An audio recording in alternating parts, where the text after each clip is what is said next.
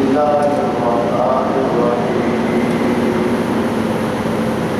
إنا أعطيناك الكوثر فصل لربك وانحر إن شانئك هو الأبتر.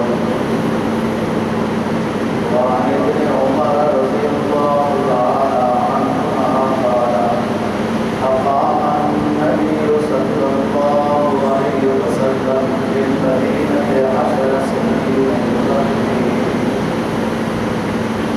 صدق الله العظيم وصدق رسوله النبي الأمي الكريم ونحن على ذلك من الشاهدين والشاكرين والحمد لله رب العالمين.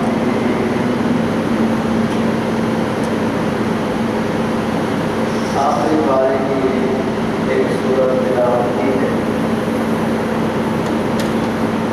اور جناب نبی پاک صلی اللہ علیہ وسلم کا ایک عمل مبارک عبداللہ بن عمر رضی اللہ تعالیٰ عنہ بیان کر رہے ہیں جس کو امام ابو داؤد نے روایت کیا ہے. یہ قرآن مجید کی حروف کے اعتبار سے ایک ابتدا میں ایک حمزہ ہے، ایک نون ہے، ایک دوسری نون ہے، الف ہے. حروف کے گنتی کے اعتبار سے قرآن مجید کی یہ سب سے چھوٹی سورت ہے، لیکن معانی اور مضامین اور فصاحت و بلاغت کے اصول کے لحاظ سے بہت عظیم یہ سورت مبارک ہے. اس کا نام سورہ الکوثر ہے. فرمایا انا اعطیناک الکوثر، اے نبی ہم نے آپ کو کوثر عطا کیا، خیر کثیر عطا کیا، جنت کی نہر کوثر عطا کیا. فصل لربک وانحر، آپ اپنے رب کی رضا کی خاطر نماز پڑھیے اور قربانی کیجیے. ان شانئک هو الأبتر، لا شبہ آپ کا استاد ہی مقبول نسل ہوگا، اس کے جاننے ماننے والے کوئی نہیں. حضرت عبداللہ بن عمر رضی اللہ تعالیٰ عنہ مشہور صحابی ہیں، فرماتے ہیں کہ رسول پاک صلی اللہ علیہ وسلم مدینہ طیبہ میں 10 سال مقیم رہے اور 10 کے 10 سال آپ نے قربانی کی. تو آج کی گزارشات میں قربانی سے متعلق بات کریں گے. اب تقریباً قربانی والی عید کا مہینہ بھی نہیں رہا. جو شخص صحت حیثیت ہے اس پر قربانی واجب ہوتی ہے اور ابھی سے اس کے علم میں آنا چاہیے کہ میرے ذمہ ایک قربانی واجب ہے، 2 ہیں، 4 ہیں، تاکہ اس لحاظ سے اپنے خرچے اخراجات کا خیال رکھے کہ جو ایک واجب میرے ذمہ آ رہا ہے اس کی ادائیگی میں کہیں سستی نہ ہو جائے. تمام طلباء وائزین، اسلامی مجالس والے بزرگ حضرات، ہر آنے والے اسلامی ماجد سے پہلے ہی اہل اسلام کو متنوع کرتے ہیں، ترغیب، فضیلت، وعید وغیرہ سب سے آگاہ کرتے ہیں تاکہ یہ آپ راز کے آج رہنا چاہیے.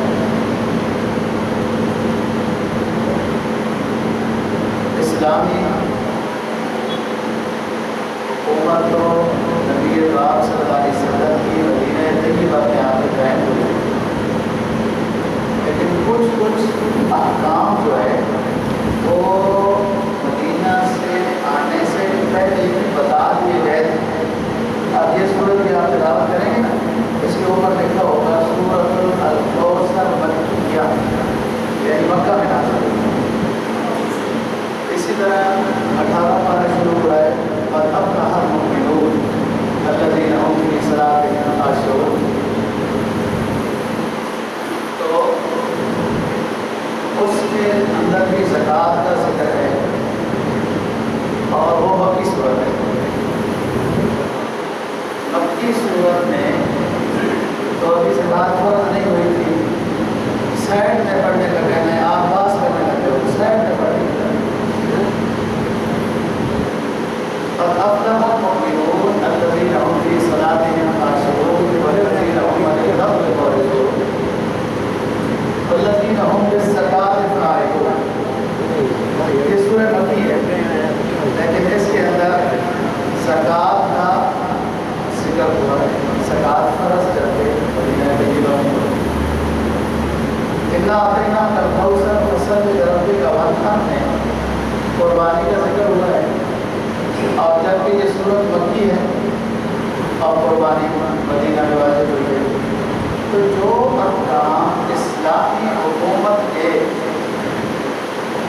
قائم ہونے کے بعد فرض ہوئے ہیں، ان احکام سے متعلق حکم قبل ہجرت مکہ مکرمہ میں آ گیا تاکہ بندے کو پتہ ہو کہ کل جا کر کیا کام ہونے والے ہیں، کیا فرض آنے والا ہے. ایک اندازہ بھی ہو جاتا ہے، ذہن سازی بھی ہوتی ہے. اسلام میں 2 قربانیاں واجب قرار دی ہیں. ایک قربانی عید الاضحیٰ کے دن صاحب حیثیت شخص پر 10ویں 11ویں اور 12ویں ذی الحجہ کے غروب آفتاب سے پہلے اگر چھری چل لے قربانی ہو جائے گی. اپنے اپنے علاقے کا غروب آفتاب ہے، فرض کرو کسی جگہ 10 منٹ پہلے غروب آفتاب ہو رہا ہے تو اس کے لحاظ سے بات ہے، اور جس جگہ میں 10 منٹ لیٹ غروب آفتاب ہے تو اس لحاظ سے بات ہے. 10ویں 11ویں اور 12ویں ذی الحجہ. 10ویں ذی الحجہ عید الاضحیٰ کی ادائیگی کے بعد اگر عید الاضحیٰ اس شہر میں کسی جگہ جلدی ہو جاتی ہے، بس اشراق کے بعد عید کی نماز پڑھنا صحیح ہے. اشراق کی نماز 5:15 بجے ہے، 5:30 بجے اگر کوئی عید پڑھ لیتا ہے، 5:45 بھی پڑھ لیتا ہے، بڑی عید ہو جائے گی. اور اس کے بعد پورے اس شہر میں اگر قربانی شروع ہو جاتی ہے تو کوئی حرج کی بات نہیں ہے. ٹھیک ہو کہ بہتر تو یہ ہے کہ جس جگہ میں اجتماعی قربانی ہے وہاں اجتماعی عید کی نماز ہو جائے تو اس کے بعد کتنی جلدی کیا ہے، کہاں جانا ہے آپ نے، ادھر ادھر تو سب رونا ہے. اپنی جگہ میں جہاں عید کی نماز ادا ہو جائے نا جی، جیسے فرض کرو ہم اجتماعی قربانی کرتے ہیں، یہاں عید کی نماز کے بعد قربانی کرنی چاہیے. لوگوں کو شک شبہ میں نہیں ڈالنا چاہیے. ادھر ہم عید پڑھ رہے ہیں، لوگ قربانی کر رہے ہیں، بڑے مسئلے کے لحاظ سے ٹھیک بھی ہوں گے. اور عزیز کی مسجد میں آئے عید کی نماز ہو گئی ہے. عید کی نماز کے بعد 10ویں ذی الحجہ عید کی نماز کے بعد قربانی کرنا ہے. خود کرنا بہتر ہے، ضروری نہیں ہے. اور 12ویں ذی الحجہ کے غروب آفتاب سے پہلے چھری پھر جانی چاہیے.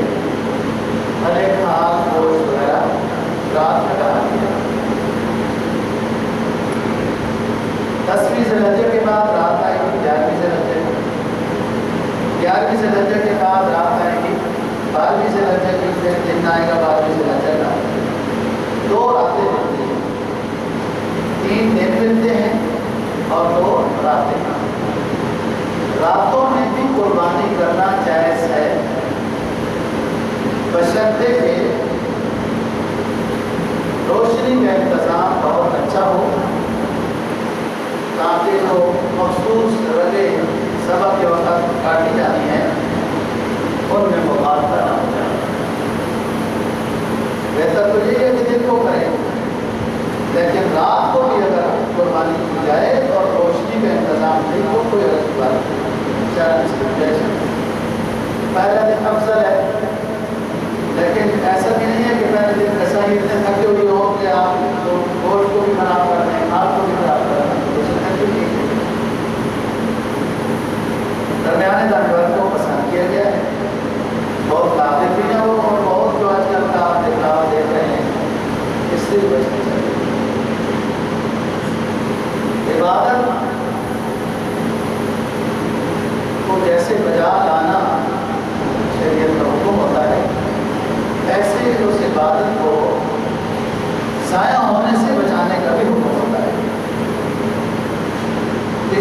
نے فرمایا کہ احسان بھی نہیں جتلانا چاہیے اور حساب بھی نہیں دینی چاہیے، کسی کو پیسے دے کے احسان جتلانا، بوجھ دے کے اس سے ذاتی کام کرانا، اور ریاکاری بھی نہ ہو، ریا الناس۔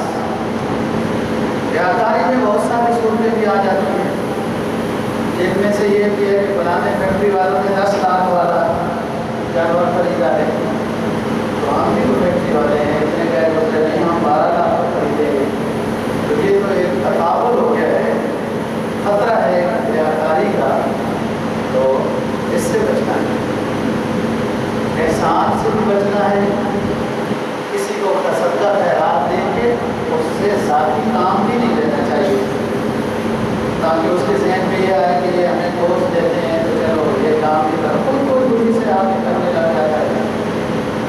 یہ تو اجتماعی کام میں جو خود خوشی سے شریک ہوتا ہے، اجتماعی کام میں یہ ولی کی علامتوں میں سے ایک علامت ہے۔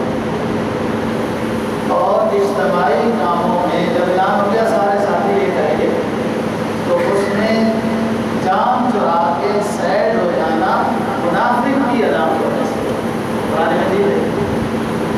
آپ ٹہل لگا رہے تھے، اس کو اتنے پیسے بھی نہیں ہوتے تھے، مزدوری وغیرہ، میں اعلان کرتا تھا کہ اس طرح ٹرک اترا ہوا ہے، تو ہر ساتھی یہ کہ ڈبہ فلانی منزل میں رکھ کے دوسری طرف سے اتر کے چلا جاتا ہے۔ ماشاء اللہ سب ساتھی خوشی سے شریک ہوتے تھے، جبکہ بڑے بڑے افسر ہیں ہمارے تو نمازی، وہ تو میری طرح ذرا سی سروٹ کو بھی برداشت نہیں کرتے ہیں، لیکن اجتماعی کام میں شریک ہونا یہ اولیاء اللہ کی علامتوں میں سے ایک علامت ہے۔ تو جتنی حاصل کر سکے اتنی تو ہونی چاہیے نا، آگے اللہ اور توفیق دے گا۔ تو میں بتا رہا ہوں اسلام میں 2 قربانیاں واجب ہیں، ایک عید الاضحیٰ کی قربانی جو صاحب حیثیت شخص پر واجب ہوتی ہے، اور دوسری حج پر حاجی کی قربانی جو حج تمتع یا حج قران کر رہا ہے۔ حج کی 3 قسمیں ہیں، حج افراد اس پر قربانی واجب نہیں، جو سفر میں صرف حج کرے گا، لیکن اکثر لوگ حج پر جب جاتے ہیں تو پہلے عمرہ کرتے ہیں پھر حلال ہو جاتے ہیں، یا عمرہ کر کے حلال نہیں ہوتے حج کرتے ہیں، اس کو حج قران کہتے ہیں۔ حج تمتع اور حج قران والے پر بھی قربانی واجب ہے، اور حدود حرم منادی حدود حرم، اور حدود حرم میں ان کا نظام ہے، قدرت کا نظام ہے کہ یہ مالی قربانی واجب ہے عید الاضحیٰ پر بھی اور حاجی پر بھی، دم شکر کے لحاظ سے کہ وہ اللہ کا شکر ادا کرے کہ میرے ایک سفر میں حاجی صاحب کہے میرے ایک سفر میں اللہ نے 2 رکن ادا کر دیے، عمرہ بھی ہو گیا اور حج بھی ہو گیا، اس لیے وہ شکرانے کے طور پر قربانی کرتا۔ قدرت کی مہربانی دیکھیں کہ بھلے ادھر واجب کوئی اپنی قربانی ادا کر رہا ہے تب بھی اس میں سے کھا سکتا ہے، اور وہاں پر دم شکر ادا کر رہا ہے تو تب بھی اس میں سے کھا سکتا ہے، اور کھانے کو پسند کیا ہے۔ آپ صلی اللہ علیہ وسلم نے مشہور بات ہے حجۃ الوداع میں 100 اونٹ قربان کیے۔ میں ان بابوں کو کیا کہوں جو کہتے ہیں قربانی میں پیسہ ضائع ہوتا ہے، تمہاری جیب سے لیے ضائع ہوتا ہے، سوال کرو نہ ضائع ہوتا ہے، اللے تللوں میں، عیاشیوں میں، فلموں میں، ڈراموں میں، گندے کاموں میں تم اپنے پیسے کو خرچ کرو تو ضائع نہیں ہوتا۔ اسلام تو اس کو ضائع کہہ رہا ہے، اور اسلام کا رکن ادا کرنے کے لیے مسلمانوں کے پیغمبر صلی اللہ علیہ وسلم نے 100 اونٹ، 100 بکرے نہیں، 100 گائے نہیں، گائے آتی ہے ₹1,00,000 میں، اونٹ آتا ہے 2 لاکھ میں، 2.5 لاکھ میں، بکری 10 ہزار میں بھی آ جاتا ہے۔ 100 اونٹ سے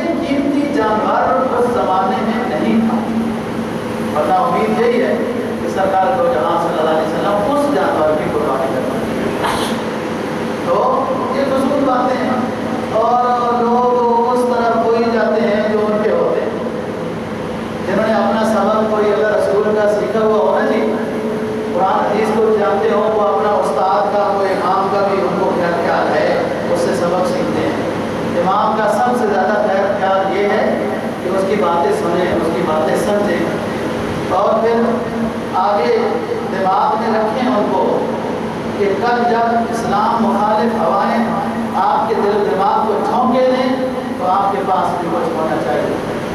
یہ اسلام کا حکم ہے، اسلام کا حکم ہے بس. یعنی آپ پیسہ ضائع ہونے کی بات کرتے ہیں تو ہمارے پیغمبر صلی اللہ علیہ وسلم نے 100 اونٹ قربانی کیے. 100 اونٹ کا مطلب کیا ہوا کہ 700 قربانیاں کی. 700. لیکن جو میں بات بتانا چاہتا ہوں کہ قدرت کو مہربانی دیکھیں کہ قربانی واجب ادا کی جا رہی ہے، اس میں سے استعمال کریں اور استعمال کرنا محبوب قرار دیا. اور دم شکر ادا کیا جا رہا ہے حج کے سفر میں. اگر ہو سکتا ہے، ممکن ہے تو اس میں سے بھی کچھ استعمال کرنا. لیکن آپ صلی اللہ علیہ وسلم نے کیا کیا؟ صحابہ کو فرمایا ہر اونٹ میں سے ایک ایک کوٹھی لے آؤ، چھوٹی چھوٹی کوٹھی لے آؤ، اور پھر ایک ہڈیا میں ڈلوا دیں. یکٹی بن گئی سب کے سامنے. بعض اعمال صالحہ ایسے ہوتے ہیں کہ جو اپنے ساتھیوں کی تربیت کے طور پر ساتھ کے سامنے کیے جاتے ہیں تاکہ ان کو پتہ چل جائے کہ یہ نیکی بھی کرنی ہے. تو آپ نے وہ شوربہ کیا تو پھر مسکرائے.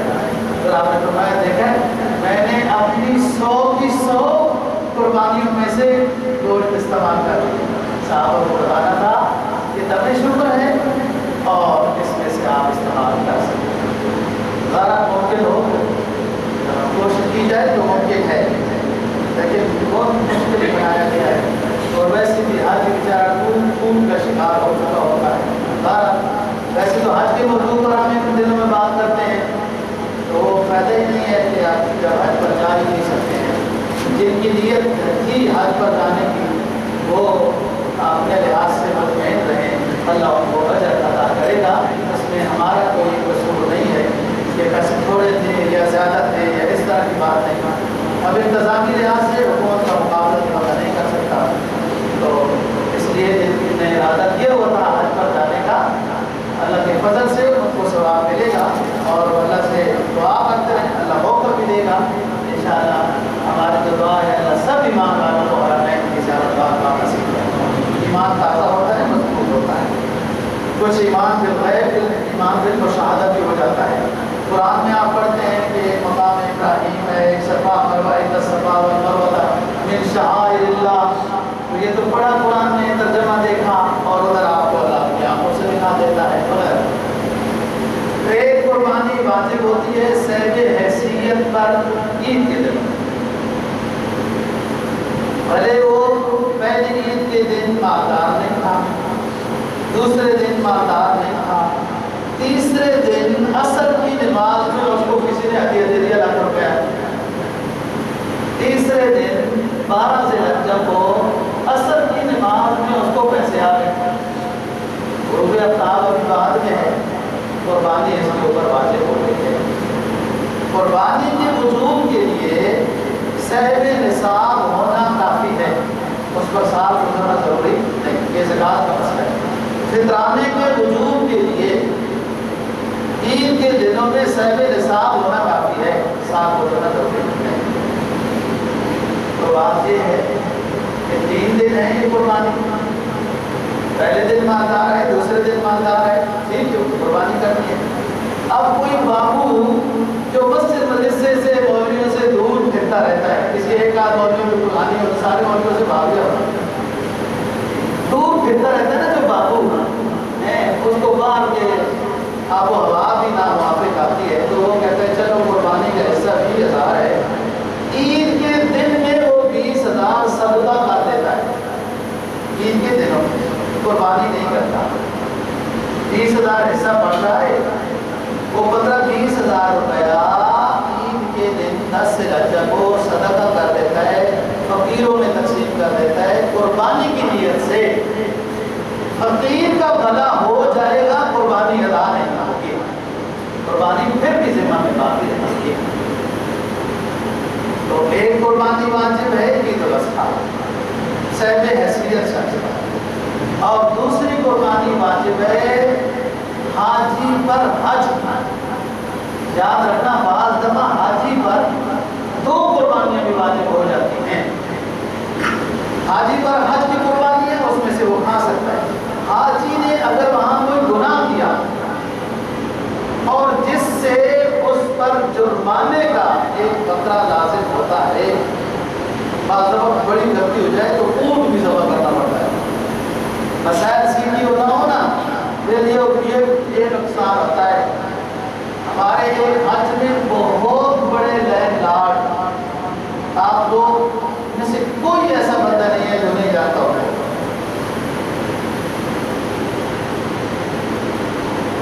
اتفاق سے میں ان کے کمرے میں چلا گیا، وہ پہلے سے تھے، جیسے وہ ہوٹل سے نیچے کہتے ہیں جاؤ، اور انہوں نے مجھے اچھی نظر سے نہیں دیکھا کہ ہم کھلے کھلے تھے، میں بھی بڑا موٹا تازہ ہوں لیکن وہ مجھ سے ڈبل تھے، تو وہ جو ہے نا ان کی یہ خواہش تھی کہ یہ بندہ اور کمرے میں نہ، باقی ہم کھلے کھلے اپنے ہم کے ساتھ رہے۔ میں نے کہا تھوڑا سا آرام کرنا ہے، پھر آرام میں جا رہے ہیں۔ ویسے میں تھوڑا غصے والا ہوں، لیکن وہ جگہ ہوتی ہے اس نگر میں جہاں اسلام کے شاعر کے خلاف کوئی بات کرتا ہے تو وہاں حکم ہے غصہ ہونا، لیکن اس طرح کے حالات میں ہماری بھی تربیت ہے، ہم غصہ نہیں ہوتے، صبر کرتے ہیں۔ 12 دن کے بعد تو خود ہی ٹھیک ہو گیا، لیکن اتنے ٹھیک نہیں۔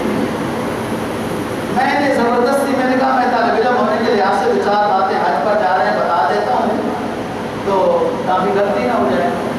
وہ بھی انہوں نے سنی۔ آپ تو ماشاءاللہ سب سے پہلے آ جاتے ہیں نا، میں آج 1-2 جو ہیں یہ تو بعض لوگ دیر سے آتے ہیں، پتہ نہیں ان کی ذہن یہ تو نہیں ہوتا کہ کہیں مولوی صاحب کے مسائل ہمارے کام میں نہ پڑ جائیں، لیٹ لیٹ لیٹ انہوں نے سنی، لیکن ایسی سنی جو آخر میں آنے والے ہوتے ہیں، اسی طرح آج ہو گیا۔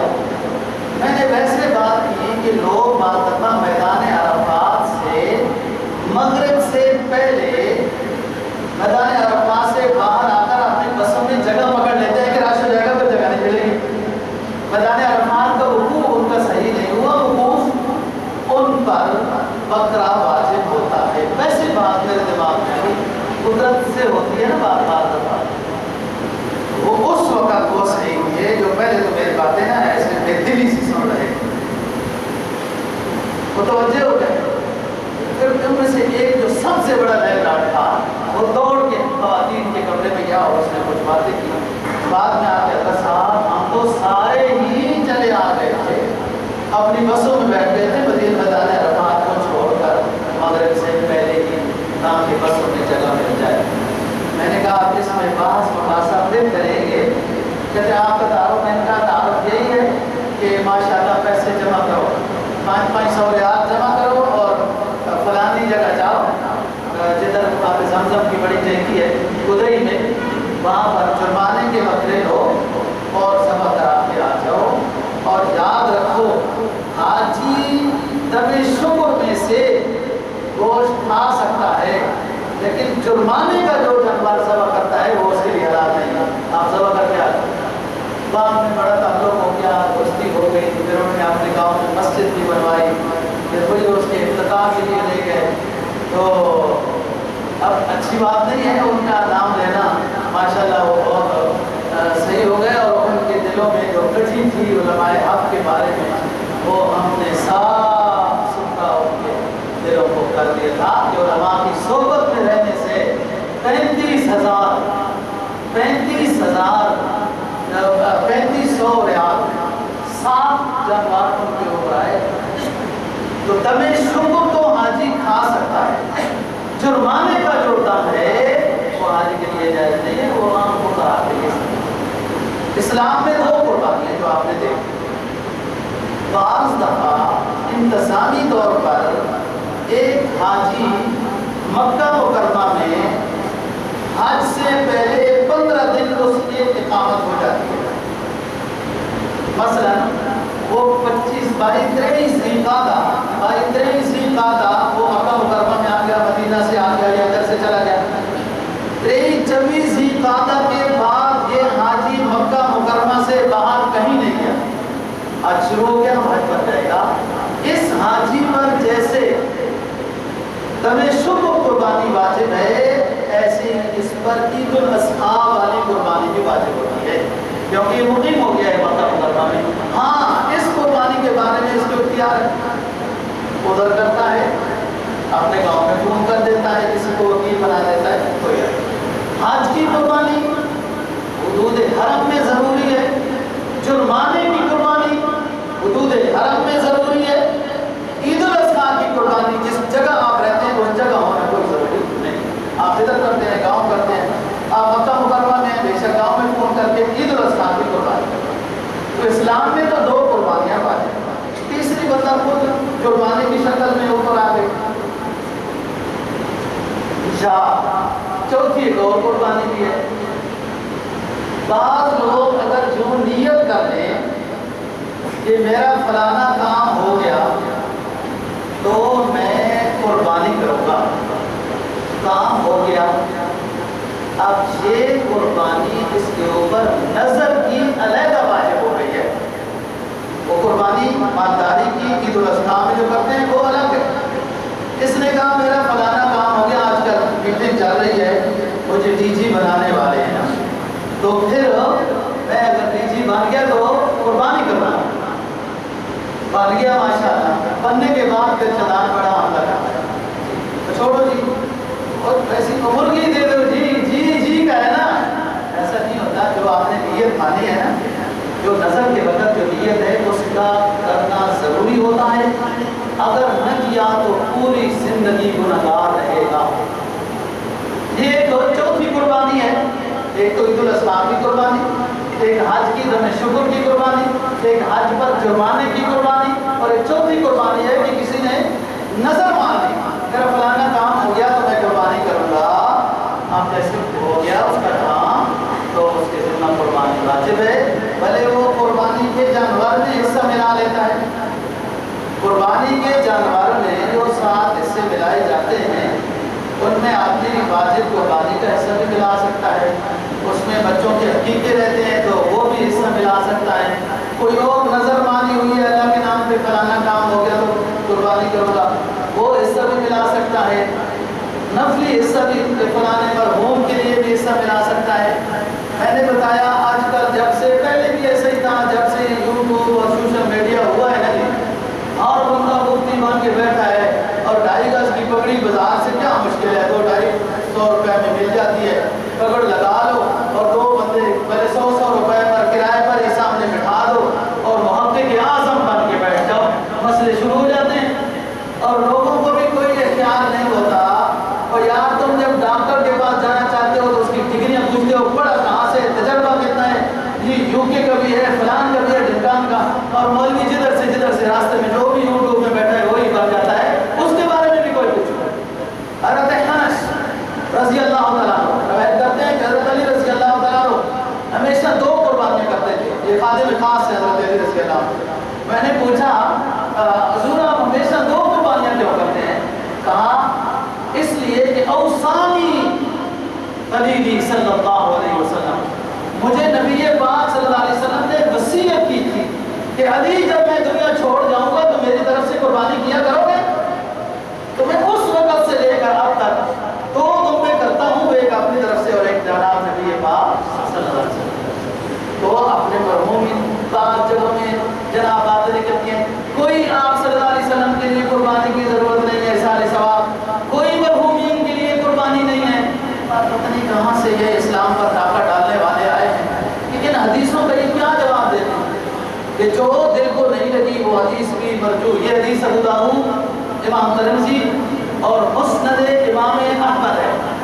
یاد رکھو جو ائمہ میں سے جو حدیث کی کتاب لکھتے ہیں، جیسے موطا امام مالک ہے، امام مالک امام ہے نا 4 میں سے، تو ان کی کسی حدیث پر کلام نہیں ہو سکتا، وہ خود امام ہے، وہ اس چیز کی پوری پڑتال کر کے لے کے آتے ہیں۔ اس طرح مسند امام احمد ہے، یہ روایت مسند امام احمد کی ہے، حضرت علی۔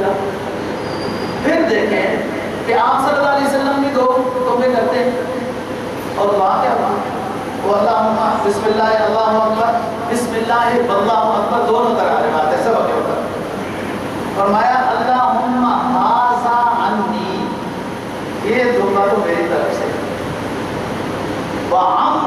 لم یزح من امتی، اے اللہ پاک یہ دوسرا تمغہ میرا قربانی کا قبول فرما، یہ میرے ان امتیوں کی طرف سے ہے جو غربت کی وجہ سے یا قربانی نہیں کر سکے، تو دیکھ دوسرے کی طرف سے قربانی ہو رہی۔ عبادات مالیہ کی، عبادات مالیہ میں انعامت جائز ہے، زکوٰۃ فرض ہوئی ہے حاجی صاحب پر، ان کے بیٹے پر بھی زکوٰۃ 1 لاکھ روپے فرض ہے، انہوں نے بیٹے کو کہا کہ بیٹے میں ہی آپ کی طرف سے زکوٰۃ بھی ادا کر دیتا ہوں، زکوٰۃ ادا ہو جائے گی۔ عبادات مالیہ میں نیابت جائز ہے۔ ایک بندہ بوڑھا ہو گیا تو وہ حج اس پر فرض ہے، نہیں کر سکتا ہے، تو اپنا نائب حج کے لیے بھیج سکتا ہے، حج بدل کرا سکتا ہے، نہیں کیا حج مر رہا ہے وصیت کرتا ہے، حج بدل ہو سکتا ہے، وصیت بھی نہیں کی اس کے وارث آپس میں مشورہ کر کے اپنے والد کا اپنے رشتہ دار کا حج پیچھے سے کرانا چاہتے ہیں، حج ادا ہو جائے گا۔ لیکن ایک بندہ بوڑھا ہو جاتا ہے، اس کا حافظہ صحیح نہیں رہتا، تو ایسا نہیں ہو سکتا کہ یہ اٹھ نہیں سکتا، وضو صحیح نہیں کر سکتا، اس کو دوسرے بندے کی محتاجی ہوتی ہے، لہٰذا اس کا جوان بیٹا جب نماز فرض پڑھنے جائے اپنی، تو اپنے بوڑھے باپ کی بھی نماز ساتھ پڑھ لیا کرے۔ عبادات بدنیہ میں نیابت نہیں ہے، عبادات بدنیہ میں نیابت قائم مقام مقرر کرنا نہیں ہے۔ روزہ ہے ایک بندہ نہیں رکھ سکتا، بوڑھا ہے، جو بھی بیماری ہے، کچھ بات ہے، عید کے بعد وہ اپنے بیٹے کو کہتا ہے میرے 15 روزے رہتے ہیں، آپ میرے روزے رکھتے ہیں، ایسا نہیں۔ عبادات بدنیہ میں خود قضا کر سکتا ہے، ٹھیک، نہیں کر سکتا تو اس کا فدیہ دینا ہے۔ نماز خود پڑھ سکتا ہے، ٹھیک، انتہائی بوڑھا ہو گیا، حافظ کام نہیں کرتا، تو اس کے فدیہ دینا ہے۔ عبادات بدنیہ میں وہ نیابت نہیں ہے۔ عبادات مالیہ میں نیابت جائز ہے۔ فطرانہ کوئی دے رہا ہے تو باپ کہتا ہے بچوں آپ لوگ بھی سارے مالدار ہو گئے، میں نے پیسے جوڑ کے رکھے ہیں، کیا کرنے ہیں، میں سب آپ کی طرف سے بھی فطرانہ دے رہا ہوں، ادا ہو جائے گا۔ باپ ہے، سارے بیٹے صاحب حیثیت ہے، سب پر قربانی واجب ہے، باپ کہتا ہے میں ساروں کی طرف سے بڑا بیل لے آیا ہوں، سب کی طرف سے قربانی کر رہا ہوں، ادا ہو جائے گا۔ جس طرح بھی حج کی مثال دی ہے، عبادات مالیہ میں نیابت جائز ہے۔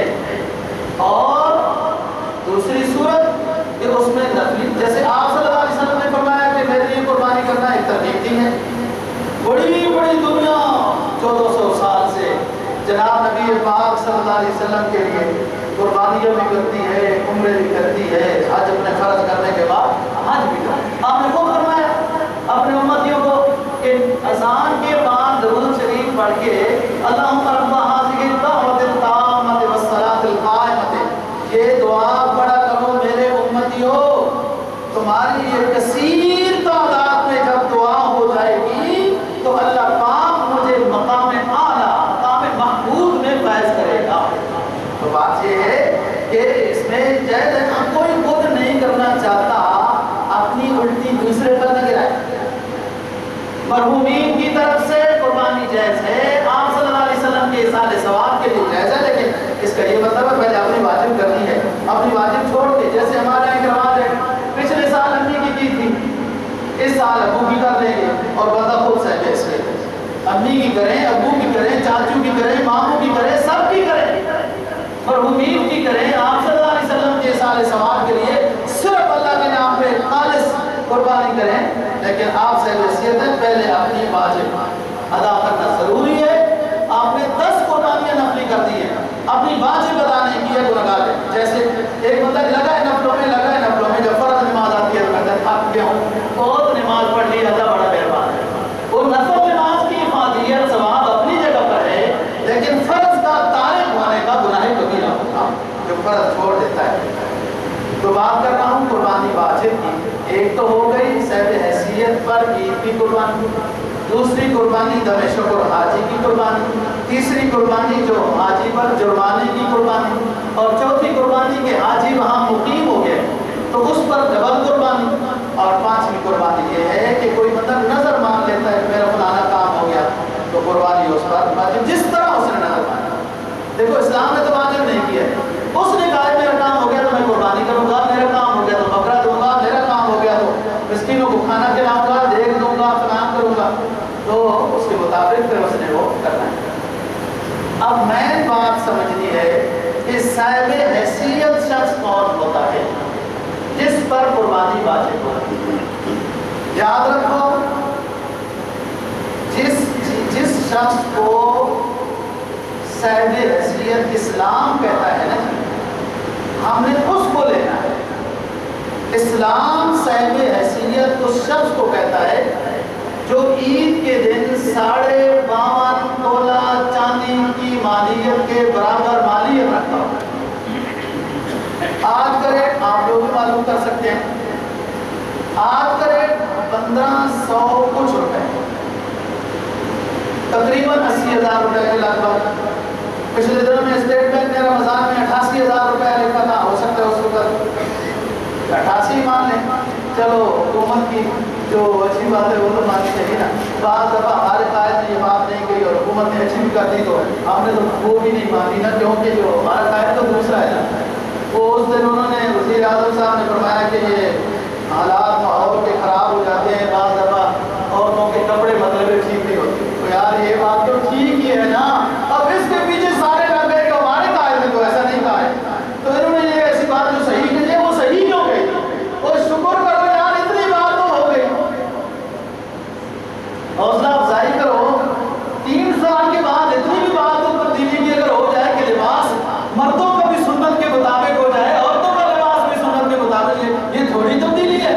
اور پھر اس کے پیچھے ملا جائے کہ وزیر اعظم صاحب نے یہ جناب عورتوں کی آزادی کو کیوں کر دیا. عورتوں کی آزادی کی بات کرتے ہو تو سب سے پہلے پھر قرآن کے اوپر اعتراض کرو. مسلمانوں، اپنے آپ کو مسلم کہنے والوں، تم عورتوں کی آزادی کی بات کرتے ہو تو سب سے پہلے عورتوں کی آزادی کی بات سے متعلق تو پھر قرآن نے کہا کہ پردہ کر کے نکلو، نگاہوں کی حفاظت کر کے نکلو. آزادی سب یہاں کوئی نہیں کرتا. لباس اعلیٰ قسم کے مردوں نے، یورپ کے مردوں نے تو بنین بھی پہنی ہوتی ہے، پتلون پوری پہنی ہوتی ہے. اور مردوں نے عورت کو وہ اپنے ماحول کا رقاصہ بنایا کہ اس کو کہا تمہیں تو یہ بھی ضرورت ہے، یہ بھی ضرورت ہے، تو ویسے نہیں ٹھیک ہوتی ہے. اور یہ ناقصات العقل مخلوق ان کے ذہن کے مطابق چلنے لگتا ہے. اسلام کیا کہتا ہے؟ اسلام کس لباس کو کہتا ہے؟ اور اس میں ازواج مطہرات جو امت کی مائیں ہیں ان کو پہلے کیا ہے؟ گھر سے پہلے شروع کر لیا نا تبلیغ. وہ انفسکم واہلیکم نارا.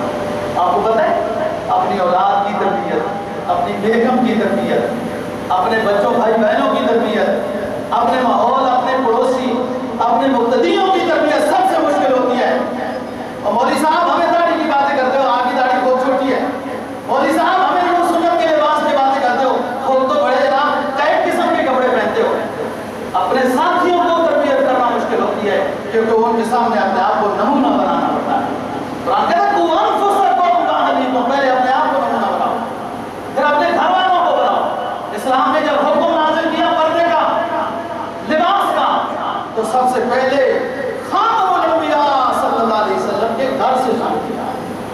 فرمایا ایھا النبی قل لازواجک وبناتک ونساء المؤمنین یدنین علیہن من جلابیبہن. اے نبی فرما دیجئے قل لازواجک، پہلے اپنی بیگمات کو فرما دیجئے، پھر اپنی بیٹیوں کو فرما دیجئے، پھر تمام اسلام کی عورتوں کو فرما دیجئے جب گھر سے باہر نکلا کریں تو پوری مستور ہو کر نکلا کریں. لباس پر آزادی کی باتیں کہنے والوں، اپنے اسلام کی خیر بناؤ. پہلے تم قرآن کی عہد کے خلاف کرنا ہے بات. ہاں کوئی عمل نہیں کرتا تو اس کو اتنا تو سمجھنے دو کہ وہ گنہگار ہے. کہ لباس غلط پہن رہا ہے تو اتنا تو اس کو سوچ آ جائے گی کہ میں غلطی کر رہا ہوں. لیکن تم ان کی سپورٹ کر رہے ہو تو وہ یہ سمجھے گا کہ میری آزادی ہے. تو میرا جو پچھلے دنوں میں وہ تو بدبخت میری آزادی جو میری مرضی وہ ہمیں سنانے آتے ہیں. تو بات کر رہا ہوں قربانی 5 طرح کی ہوئی. صاحب حیثیت پر قربانی 5. صاحب حیثیت کون ہے؟ جس کو اسلام کہے صاحب حیثیت. ہم 1600 عیسوی کے لگ سے تقریباً 1900 تک زیر اعتاب رہے ہیں، 1948 کے لگ بھگ، اور وہ انہوں نے کہا تم کمزور ہو تو ہم نے کہا کمزور ہے، انہوں نے کہا تم غریب ہو تو ہم غریب ہیں، بس غریب ہے تو غریب ہے، بھلے لاکھوں کے ہم مالک ہیں، اگر کوئی خیریت پوچھے کیا حال ہے، بس مشکل حالات ہیں، بڑے مشکل حالات ہیں۔ کرونا نے اتنے حالات خراب نہیں کیے جتنے ہم نے اپنے آپ کو، ویسے بہت خراب، کیوں؟ کرونا 1 سال ہو گیا، کون سا دن ہے جو اتنے بڑے نمازی بیٹھے ہیں کہ ایک دن وہ بھوکے رہ گئے اور انہیں اللہ نے کھانا رکھا ہے؟ سب کچھ نعمتیں ہونے کے باوجود اللہ کا حکم جب متوجہ ہوتا ہے تو بندہ غریب بن جاتا ہے۔ اسلام جس کو صاحب حیثیت کہتا ہے، وہ 52.5 تولہ چاندی کا جو مالک ہے، عید کے دن اس کے اوپر قربانی واجب ہوتا ہے، تقریباً 80,000 88,000 ہے۔ اب ایک اور اہم بات، میں نے اپنے خاندان میں بہت سارے وہ لوگ جو بڑے بڑے صاحب حیثیت، بڑے بڑے کاروباری ہیں، تو ان کو سمجھا کے قربانی ان کو کرنا، ایک ہو گئی جی، ایک ہو گئی، بیٹے کا الگ کاروبار ہے، دوسرے بیٹے کا الگ کاروبار ہے، باپ کا الگ کاروبار ہے، ہر کوئی پیسے اپنے الگ رکھتا ہے، بے شک ایک بڑے فارم ہاؤس میں رہتے ہیں، کلے میں رہتے ہیں، ٹھیک ہے، جب ہر کوئی اپنا الگ جمع کرتا ہے، عید کے دن ہر عاقل مالک دیکھے گا میرے پاس مالیت 88,000 روپے کی ہے تو میرے اوپر قربانی واجب۔ بیٹا عاقل مالک ہے، اس کے پاس عید کے دن 88,000 روپے اپنا الگ مالیت کا رکھتا ہے، قربانی اس پر بھی واجب۔ بیٹی کے پاس سونا ہے فلاں فلاں اتنی مالیت ہے، قربانی اس پر۔ ہو سکتا ہے ایک گھر میں کئی قربانیاں واجب، ماشاءاللہ پھر سمجھ آ گئی ہمارے رشتہ داروں کو، اور اس کے بعد پھر پورے گھر کی قربانی ہو رہی ہے۔ صاحب حیثیت پر قربانی واجب ہے، گھر میں جتنے لوگ کمانے والے ہیں علیحدہ علیحدہ اپنا پیسہ رکھتے ہیں، تھوڑا بہت مشترکہ کچن کا جمع کرتے ہیں، تھوڑا بہت مشترکہ کچن میں جمع کرتے ہیں اور علیحدہ علیحدہ اپنا جوڑتے ہیں۔ عید کے دن اگر ان کے پاس 88,000 یا 80,000 کی مالیت موجود ہے، 5 بندے ہیں، 7 بندے ہیں، تو ان پر سب پر قربانی واجب۔ ایک بات اور اہم کر کے انشاءاللہ اگلے جمعے کو بات ہوتی رہے گی، خالص عبادت سمجھ کر اس واجب کو، اس فریضے کو ادا کرنا ہے، اللہ کی رضا نکالنا، اور عبادت نام کی جو چیز ہے وہ صرف اور صرف اللہ ہی کے نام کے نام۔ نبی پاک صلی اللہ علیہ وسلم کو اللہ نے خطاب کیا 8ویں پارے کے بعد، فرمایا اے نبی اپنا عقیدہ ذرا لوگوں کو بتا دی، چلو ہم بھی سن کر پھر بات